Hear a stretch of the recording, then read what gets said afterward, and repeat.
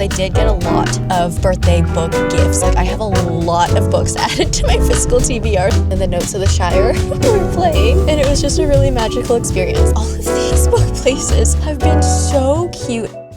Hi everyone, it's me. Welcome to today's video. We are going to be doing our annual birthday book shopping and book haul video today. First of all, I do want to thank Shelley for sponsoring this video. We're going to talk a little bit more about Shelley in a bit, but if you guys have stuck with me for a little while now, you will know that this is the third year of me doing this annual birthday book shopping tradition. This year does look a little bit different. For the past 2 years, I've basically gone to one bookstore and then basically bought 10 books for myself. And we're gonna do this a little bit different this year for two reasons primarily. Number one is that we actually went on a little weekend getaway that we had planned for a while, and my main goal for this getaway was always going to be visiting indie bookstores. And then the second reason is that I actually received so many book gifts for my birthday from friends, from family, from some of you guys. I received so many books that I was like, okay, I can't buy 10 books for myself at this point, because like from my parents alone, from my mom and dad, they literally bought me 7 books. For my birthday, which is absolutely wonderful. But I was like, yeah, I've already received so many books. I don't need to buy 10 for myself. So I ended up doing more of a bookshop crawl, buying like 1 book from each store. And we're gonna go over everything I bought and received. And as I mentioned, I did do a little bit of an indie bookstore crawl. So I'm gonna throw you over back to the past when I was away for the weekend, so you guys can come on the bookstore crawl with me, and then we'll do my final haul after that. All right, we are here in our hotel room, and while we're traveling and on this trip, I do want to quickly talk about just a really quick tip that you can do while traveling. So I think we've all experienced being lost in another country without an internet connection. And if there's no Wi-Fi around, a local SIM card can make a world of difference. So I do want to thank Shelley for sponsoring this video. So if you don't know what Shelley is, it is an eSIM app that helps you stay connected to over 200 countries around the world. And if you don't know what an eSIM is, it's basically just a SIM card that you can use on your phone without putting something actually physical in your phone. And with Shelley, they also make it really easy because you only have to install it one time, and once you have it installed once, you are basically set up for the future. And yeah, so easy to use. It is compatible with iOS and also Android devices. All you have to do is install the app, choose your plan, and then just install your eSIM with really, really simple instructions in the app. The plan prices are also really affordable, so you can avoid those really expensive roaming fee charges. And it's also just so much more convenient than like waiting at your airport, just waiting in line to get a local physical SIM card and putting it in your phone that way. It just makes it so much more convenient when you can install it right into your phone. So while traveling, I definitely recommend Shelley. You can check them out and use code JamieFock. That will get you 15% off Shelley's data plans. Or you can also use my link, that's shelley.com/JamieFock. So thanks again, Shelley, for sponsoring this video. Let's go book shopping. Okay, this first store we're going to is called Burn Bright Books. I think this one is purely a romance bookstore, but I'm not sure. That's what I'm seeing from like the photos of this one, but I think it looks really cute. So let's go inside.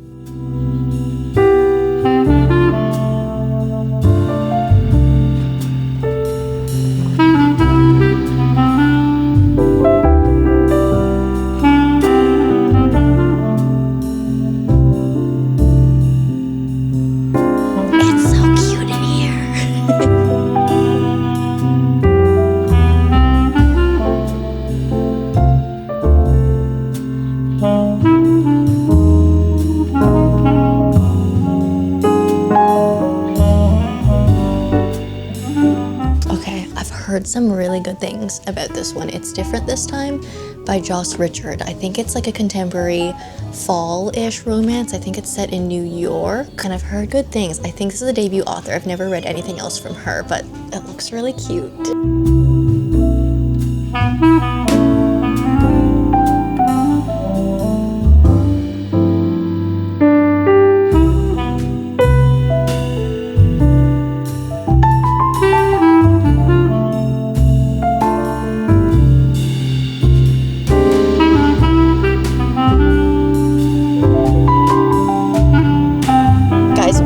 Bright Books was really cute. It was so small though, and I get so nervous and shy and scared trying to film in public still. But I think I got some cute clips in there and was able to show you around the store a little bit. But it was basically just like 2 small rooms, like one for contemporary romance and one for like romantasy. So I did end up picking a book, but we are on our way now to our second bookstore, and this is called Unreliable Narrator.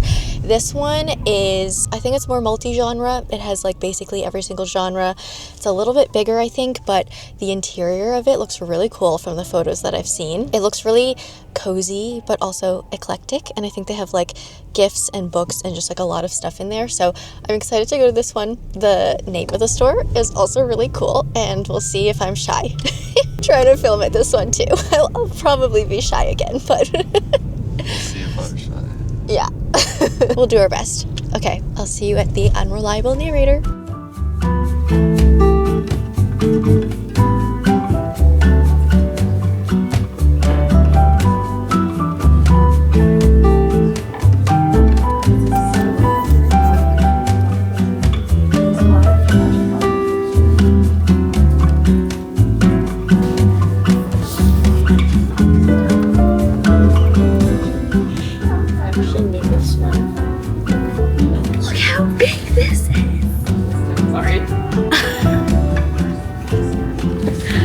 There yet.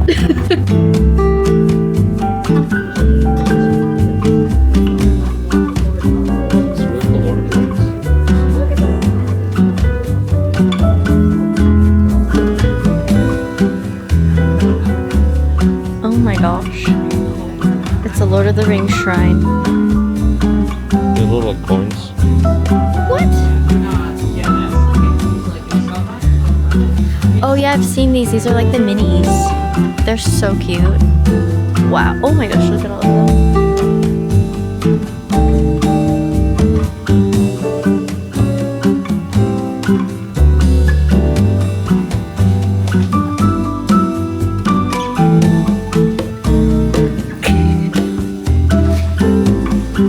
So that was a really cool store. It was literally so cool. They were playing like Lord of the Rings music in there. Like I was just walking around and the Notes of the Shire were playing, and it was just a really magical experience. They also had they had quite a good book selection. They also had so much Lord of the Rings stuff. Like a whole shrine dedicated towards Lord of the Rings, different editions, all of the like bonus content and stuff, I guess you could call it, all the lore. That was my favorite. That was your favorite part? Yeah. Yeah, we spent a lot of time looking at all of that stuff. Did you buy the coins? No, I should have. There were these like, what were they, Hobbit coins? I'm surprised you didn't buy them. I think they were like Shire pennies. Shire pennies. They looked really go cool. Do we have to go back tomorrow? Gotta go back. We do have one more bookstore that I want to visit, but it's more of like a morning place. There's like coffee and pastries and stuff there as well. So we're gonna go there tomorrow morning. So I'll see you tomorrow morning.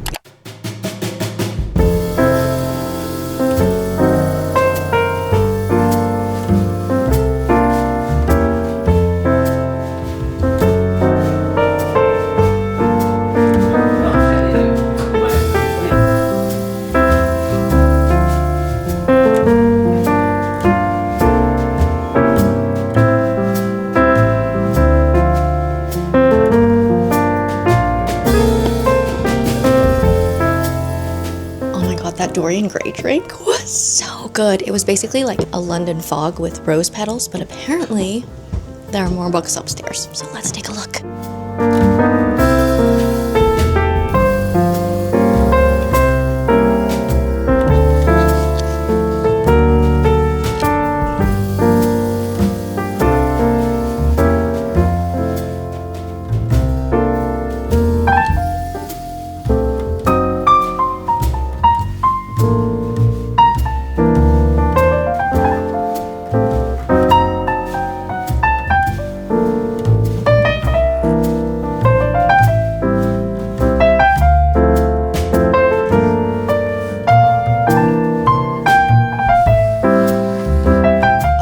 What it is, but all of these book places have been so cute. I think, it's a tie between The Siren in the Sea and The Unreliable Narrator for me. I feel like they were both such cute places, but I love that this one also had drinks and also book-themed drinks. The drink I got in there was a Dorian Gray, and it was basically an Earl Grey latte with rose in it, and it was so delicious, and I love the bookish little touch on it, and I love that it came with a quote, and they also had a pretty good book selection too. So I made a rule for myself, and I was going into all of these book places being like, I'm only gonna buy one book from each store, because I did get a lot of birthday book gifts. Like, I have a lot of books added to my physical TBR, so I was like, one book per store. I'm gonna leave it at that, but I couldn't. Look at these houses. Show them. There's such nice houses around here. Yeah, they look very different than the houses in Toronto. They're very big. Yeah, there's something very nice about them. Anyways, yeah, I broke my one book rule. I bought 2 books. Oops. I'll show you in the haul at the end of this video. But we had planned on going to 3 book places, and then on Google Maps, I just found another book cafe food place, and we haven't actually gotten breakfast yet this morning. So we're gonna head over there. I think it's called Bookeater, and it seems like another bookish place. There's drinks, there's like breakfast food, there is like bubble tea, it looks like, but I have no idea what to expect from this one. I'm not even sure if it's a bookstore or if it's like a new bookstore or a used bookstore. I'm not sure, but we're gonna go and do a surprise stop that I didn't expect we'd go to.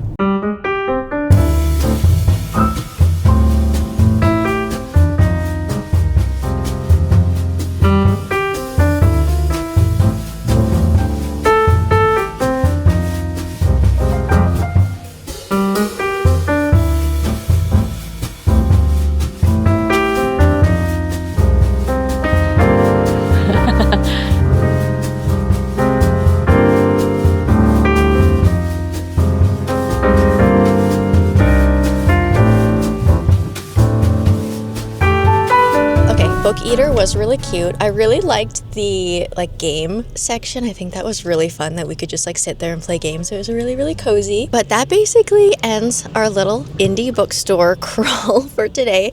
So I'll see you guys at home, and I'll show you my final birthday book haul. All right, we're back. Those bookstores that we visited were actually so incredible. Some of the cutest bookstores I've ever seen. I feel like all of those bookstores just had so much character and were so different in their own ways. But let's go over what I got from all of them. So from Burn Bright Books, the cutie little romance store I went to, this one was definitely the smallest out of the batch that I went to. But first of all, I love that this store was like just in a house. And I found that like, was it 2 of the bookstores I went to, or was it 3 of them? No, it was 2 of them. They were just like in houses that were repurposed as bookstores, which I felt was such a cool little touch. But basically Burn Bright Books took like the first floor of this house, and so there were 2 different rooms, one with contempt romance, one with fantasy romance, and they had some really cute accessories as well, like reading merch, reading accessories, all of that stuff. But the one book I picked up from Burn Bright Books was It's Different This Time by Joss Richard. I kind of briefly showed this to you guys while I was in there, but I've heard some pretty good things with this one from readers that like I trust their reading taste. This is basically a second chance romance set in New York. It's very fall feeling, so I may need to wait until the fall to read this one, but I do really want to read it. But we basically have 2 characters that I think used to live together, but they've basically parted ways since they were roommates on bad terms. They're kind of estranged, but something comes up where if they both live back in their place that they used to live in together, if they live in there for a year together, they for some reason will be able to like own that place. Not quite sure how the logistics of that is going to work, but I think that's the premise of this one. And so basically they need to come together, reconcile, kind of hash things out that they've buried in the past, and just resolve all of these weird things that are lingering in between them. So sounds really cute. That's the first book I picked up. And then at the Unreliable Narrator, this was one of my favorite stores. It was so just like eclectic but cozy.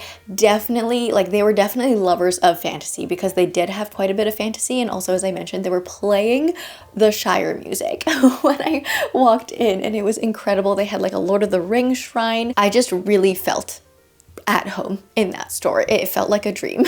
They also did have a little bit of a horror section, which I know is a genre that I've been saying I want to get a little bit more into. I looked at it briefly and I was like, I don't know out of these books like what to pick. So I actually ended up picking a fantasy, and it is a book that I like needed to pick up actually, and that is of course Rhythm of War by Brandon Sanderson. No explanation needed. This is the fourth book in the series, not including the little novellas, but I'm currently on the novella I need to read before this one. So I've read Oathbringer, I need to read Dawn Shard next, which is the little novella, and then Rhythm of War comes after that. So I just decided I needed to pick this one up to get myself ready so I can continue the series. And this one actually came with a cute little bookmark, which, oh, I was holding it to you upside down, which I absolutely love when bookstores do that. So I'm definitely going to use this bookmark with this book when it comes time to read this one. And then from the Siren and the Sea, I did mention I broke my rule. I bought 2 books. I thought this was going to be my last book stop because it's the last one I had planned. And this one also was just like so magical. Also one of my favorites. I love the idea of a mix between a coffee shop and a bookstore, somewhere you can sit and relax and like spend time there. Like you're not going in there just to buy books. You're going in there for the entire atmosphere and to hang out. You could even like read a book sitting in there. But we did get a drink at this one. I got a Dorian Gray, as I mentioned, which was an Earl Grey latte or a London fog with rose in it, and oh my gosh, it was delectable. But yeah, from this one I did end up grabbing 2 books because I just couldn't help myself, and I thought it was going to be our last book stop. But the first one I grabbed was She Who Became the Sun by Shelley Parker Chan. This is a historical Asian inspired fantasy, which you guys know is like one of my favorite genres of all time. Like give me any Asian historical inspired fantasy and I will eat it up. It's one that pops up a lot when I look up books that I love. For example, this one I feel like always gets brought up when the Poppy War gets brought up because it has a very similar narrative structure of taking historical events. It's Asian inspired, of course, and it's just supposedly a very like highly political type of a story. I believe it's kind of like, it feels a little bit Mulan because I'm pretty sure this one follows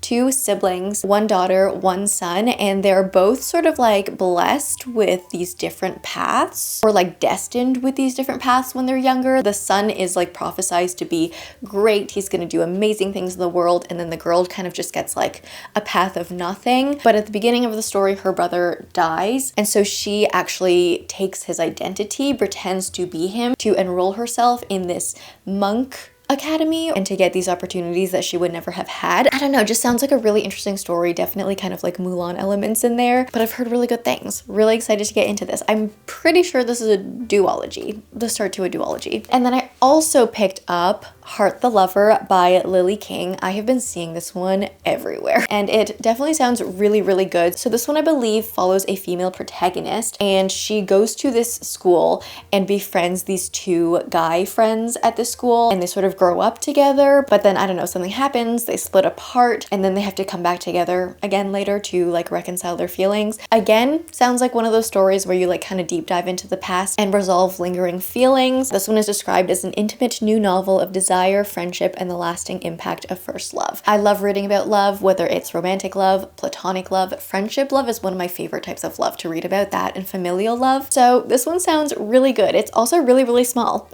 It's really short. Sometimes I love these types of smaller books that just pack a punch in like not too many pages. That's Heart the Lover. Excited to read that one. And then from our last book stop, Bookeater, I didn't actually pick up a book from there because we were kind of in a rush. What happened is we had booked a tour to this like museum that was wonderful, but we had to get there for a certain time. And we just stumbled upon Bookeater while we were looking for like a place to grab breakfast quickly. So we went to Bookeater, we did get some food there, we did play some games there. I think I showed you guys, they had this like game console set up, like an old Nintendo game system, and it was really fun being there, but the food actually took a little while to get to us. And so by the time the food came, we were like, we need to eat this in 5 minutes and then we need to run. So I ended up just taking a few clips of the bookstore section, but I didn't actually have time to like slowly browse and find a book for myself. But that was also a wonderful, wonderful book stop. But those are the 4 books I bought for myself. And then to get into my gifted book haul, first up, the lovely Nellie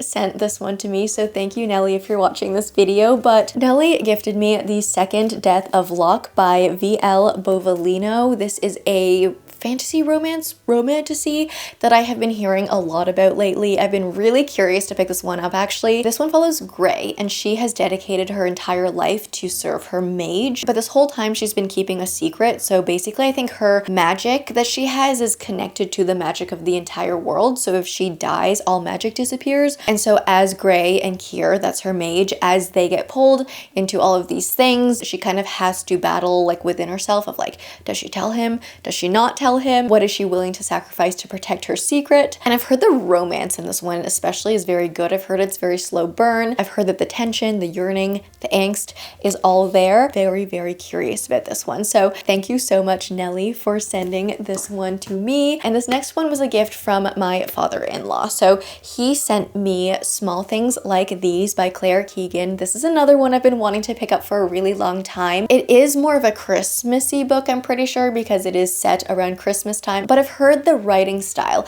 of Clare Keegan to be compared to Sally Rooney because I think they're both Irish authors, and I think they both do that thing where they don't use quotation marks. And I think it's maybe like an Irish specific style of writing, but I've actually heard some really, really incredible things about this one. So I've wanted to dive into it. Again, it's another just like tiny little read. It seems really, really short and sweet, but I'll just read the synopsis that's on here for you guys because this one is a little bit of a shorter synopsis, and I think they've put it together very well. So this one says, it is 1985 in a small Irish town. During the weeks leading up to Christmas, Bill Furlong, a coal merchant and family man, faces into his busiest season. Early one morning while delivering an order to the local convent, Bill makes a discovery which forces him to confront both his past and the complicit silences of a town controlled by the church. Honestly, sounds really good. I love reading stories set in small towns like this, you know, where there's one like kind of real like ruling power. I'm really curious to read this one. So Small Things Like These. From my sister, she actually sent me this, oh my gosh, gorgeous copy of Jade City by Fonda Lee. How cool is this cover? I really, really love the redesigns. I love the original covers for these books, but there's something about these redesigned versions that just like, oh, they're so cool. And I feel like they fit the series really well, like the actual vibe of these books. But you guys know Greenbone Saga is one of my favorite trilogies. It's just so well written. It takes you on a generational story where you get so close to all of the characters you're following. But I never had a physical copy of Jade City. I only have Jade War and Jade Legacy. And so I've always wanted a physical copy of this book, and I've really, really wanted these new copies because they're just so cool. But I love this. Such a cool cover. And then my sister also actually pre-ordered a book for me. So she pre-ordered No Matter What by Cara Bastone, which is coming out early March, I believe, but I love a good Cara Bastone romance always. I love her mix of contemporary fiction and romance and how she deals with heavier topics like grief within a romance. No Matter What is one of my most anticipated releases for this year. It basically follows a married couple. They get into an accident, and then after the accident, they're just like not the same. They can't sleep in the same bed together. They're just dealing with this trauma in different ways, and they're growing apart due to it. But the wife, I can't remember her name, the wife character, she's like, you know what, we just need time. We'll find our way back to one another. But one day she finds a document showing that her husband has actually signed a lease to a new place. So basically he plans on moving out. And so we follow their story from there, see if they can find their way back to each other or if they can't. Sounds like a really incredible story. So I'm really excited to read that one. But yeah, that's gonna arrive when that book comes out. And then getting into the 7 books that my mom and dad bought for me. I honestly feel so spoiled right now. But the first one, oh my goodness, is absolutely stunning, but also another one of my anticipated releases for this year. It's The Elsewhere Express by Samantha Sotto Yambao. This is the same author that wrote Watermoon last year, which was a book I liked, but I'm really excited to dive into this next one from her because I do really love her writing style. I love her like Ghibli style of storytelling and settings, and I just love the whimsy in her books. But the main idea or premise or setting for this one is a train where you can find your purpose. And so we follow our protagonist as she, you know, is struggling to find a purpose in her life, and she happens to embark on this train, and we follow on her journey as she, you know, tries to find her purpose. I'm absolutely obsessed with that idea. I love the idea of a magical train. This one sounds like another very Ghibli-esque type of a story and setting, so I'm just That's all I need to know. Really excited about this one. This is also one of the most stunning books I have ever seen. Like, I mean, the cover itself is gorgeous, but then we get into the sprayed edge and like, that's just so cool. And then we flip inside of this book. And not only do we have another style of art on the inner cover, which is absolutely gorgeous, the naked hardback is also like literally so stunning. It's one of those books where it's like, do I want to even display it with the dust jacket or not? Because like the dust jacket is gorgeous, but then the naked hardback is also gorgeous inside. So just a stunning book all around. This is a cozy fantasy type of a story, so I'm really excited to dive into this one. They also gave me Lady Tan's Circle of Women by Lisa C. I've been really wanting to dive into this one. I've been wanting to pick it up for a long time, but this is a historical fiction. I believe it's set in 1500s China. We follow a female protagonist as she discovers the world of medicine, I believe, but one day she is sent into an arranged marriage, and when she gets married, her mother-in-law is very controlling of her and is like, no, you can't study medicine anymore. That's not what is expected of like a lady. You need to drop all of that and just become a wife, you know, like do your duties at home and do what's expected of you as a wife. And so we follow her as she tries to challenge that, find her ways to get back into medicine and break free of these constraints while also like trying to fit into this new family, because obviously she doesn't want her new family that she's married into to be like a hostile environment. This story sounds so good. Sounds again like just right up my alley, and a lot of you guys have actually been recommending this one to me, so really excited to dive into that one as well. And then a fiction that I'm excited to read all of these, you guys. They also gave me The Correspondent by Virginia Evans. I've been seeing this book everywhere. It's been making its rounds, but this is a story that is told just through letters. So we see these letters that our protagonist writes. I think we see a mix of letters that she actually sends and then also letters that she writes but doesn't actually send, which gives you, you know, a whole other meaning to the story. And that's kind of like all I want to know about this one. We follow the trajectory of her life, her ups and downs through these letters, and it's supposed to be like just a really intimate look at someone's life, because letters are something that are so personal, and I'm just so curious to see how the narrative of the story will play out with only being able to see letters, not being able to see action, just having that correspondence. I need to dive into that one as well. They also got me Shield of Sparrows by Devney Perry. This is a romantasy that I have been curious to get into. It was raging on social media, like, was it late summer of last year? And I never managed to actually pick it up, but now is the time.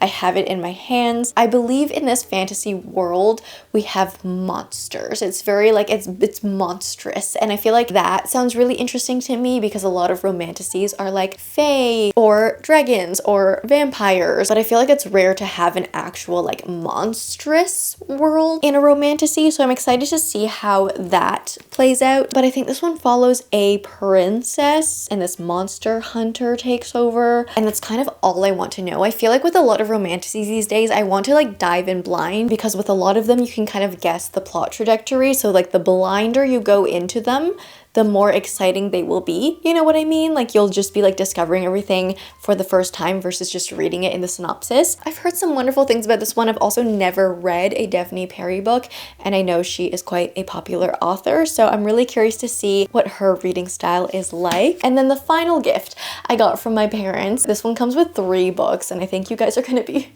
really excited about this one. They actually gave me the entire Infernal Devices trilogy by Cassandra Clare. So this is Clockwork Angel, Clockwork Prince, and Clockwork Princess. Now you guys all know the story by now, where I meant to pick up Clockwork Angel during my Bookmas book shopping video, but I ended up picking Chain of Gold instead, which is the first book to the Last Hours trilogy, which is a trilogy I can't read until I've read this one, so that was just a big mistake on my part. But ever since then, I have been wanting to actually pick up the correct books to start my Cassandra Clare journey, and so this is just honestly perfect. But yeah, I know you guys are going to be so excited about this one. I actually told Freya immediately when I opened this as my gift. I was like, I need to tell Freya right now because she's going to be so excited about this. I can't wait to dive into this world. I know it's a YA fantasy series that is part of, you know, the entire gigantic Shadowhunters universe, but these ones in particular are set in Victorian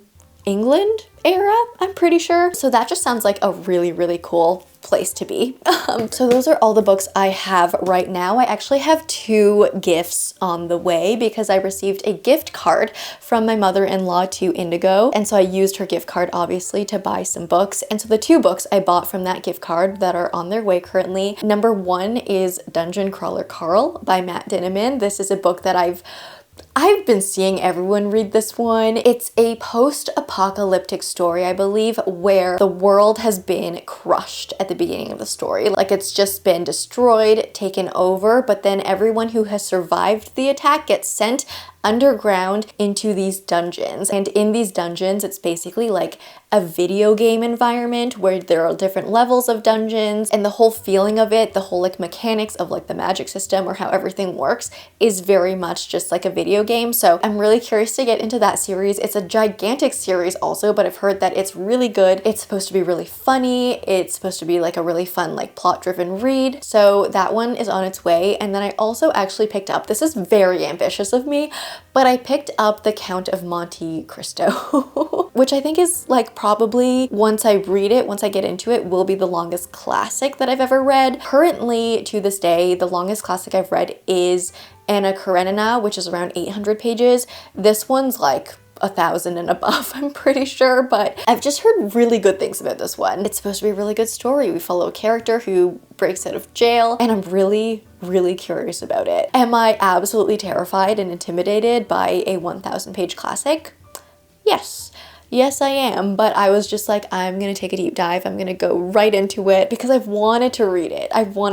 I'm just a little intimidated, but sometimes facing our fears gives us the largest reward. So yeah, that one is on its way as well. And then that concludes my birthday book haul for now. I feel like some of you guys have also messaged me saying that you have books on their way to me, and on the day of filming this video they haven't arrived yet, so I'm sorry if you guys have sent me something for my birthday and they haven't been included in this haul. Once they arrive, I will include them in a future video, I promise. But for anyone who has sent something to me for my birthday, you know, or any other time of the year, thank you so much. Genuinely, like I never ever expect anyone to send me anything, and the fact that some of you have gone out of your way to like buy books and send them to me is absolutely incredible. So could not be more grateful for you guys, and thank you for all the birthday love. That being said, that wraps up this birthday book shop and haul for now. I hope you enjoyed this one. I've had so much fun. There are so many exciting books for me to read now. If you did like this one, please leave me a like and a comment. If you don't know what to comment down below, let me know out of this haul, which book or books